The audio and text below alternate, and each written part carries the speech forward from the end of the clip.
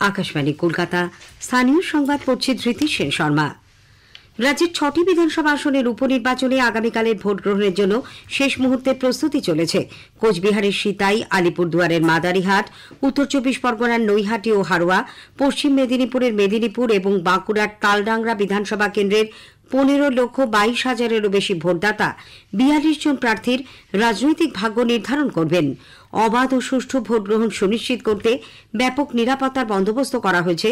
মোট 108 কোম্পানি কেন্দ্রীয় বাহিনীর পাশাপাশি সমসংখ্যক কুইক রেসপন্স টিম ও রাজ্য পুলিশের সশস্ত্র বাহিনী মোতায়েন করা হচ্ছে। একটি প্রতিবেদন।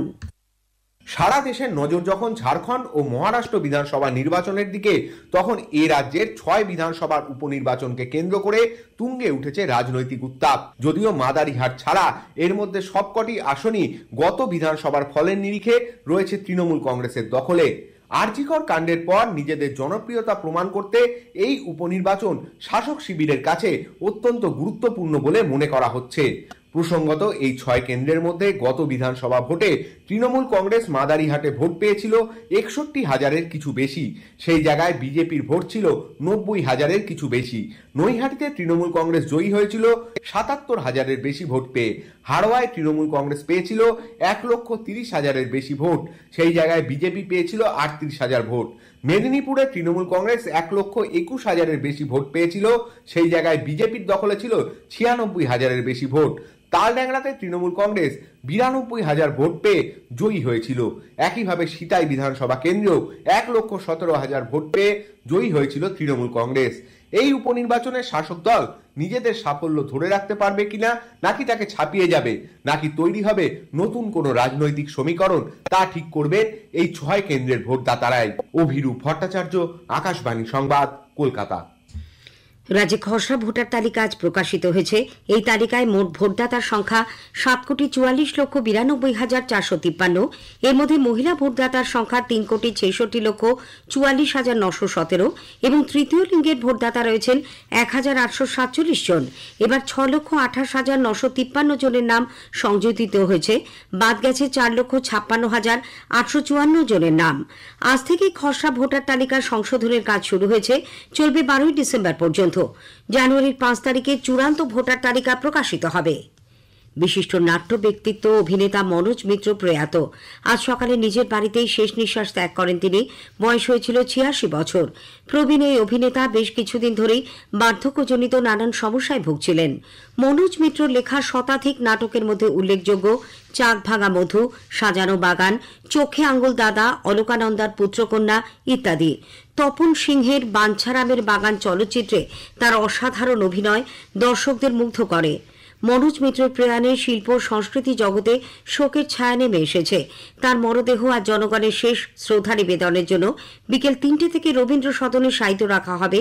এরপর তা নিয়ে যাওয়া হবে নিমতলা শ্মশানঘাটে, সেখানে শেষকৃত্য সম্পন্ন হবে। মুখ্যমন্ত্রী মমতা ব্যানার্জি মনোজ মিত্রের প্রয়াণে গভীর শোক প্রকাশ করেছেন। তাঁর প্রয়াণে আকাশবাণীর শ্রদ্ধার্ঘ্য। এক স্বতঃস্ফূর্ত নাট্যকার, গ্রাম শহরের প্রান্ত জীবনের কথক ছিলেন মনোজ মিত্র। প্রত্যক্ষভাবে দলীয় রাজনীতির কথা না বললেও অত্যন্ত শৈল্পিক উপস্থাপনায় নিপীড়িতের কথাই তুলে ধরেছেন তার নাটকে, সাহিত্যে। নাট্য ব্যক্তিত্ব বিভাস চক্রবর্তী বললেন এক মূল্যবান বন্ধু হারানোর কথা। মনোজ চলে যাওয়াতে একটা বড় জায়গা ফাঁকা হয়ে গেল। আমি জানি না সেটা কিভাবে পূরণ হবে। বন্ধু হিসেবে অত্যন্ত কি বলবো, মূল্যবান একজন বন্ধু। এরকম বন্ধু পেলে জীবনটা অনেক সহনীয় হয়ে ওঠে। সেই মনোজ, তাকে হারিয়ে ব্যক্তিগত ক্ষতি তো অনেকেরই রয়েছে, আমারও হয়েছে, কিন্তু আমাদের বাংলা সংস্কৃতি, আমাদের বাংলা থিয়েটার একজন যোগ্য মানুষকে, গুণী মানুষকে হারালো। প্রবীণ নাট্যকার চন্দন সেন স্মৃতিচারণায় বললেন, মৃত্যুর শেষ সময় পর্যন্ত তার পাশে থাকতে পেরেছিলেন।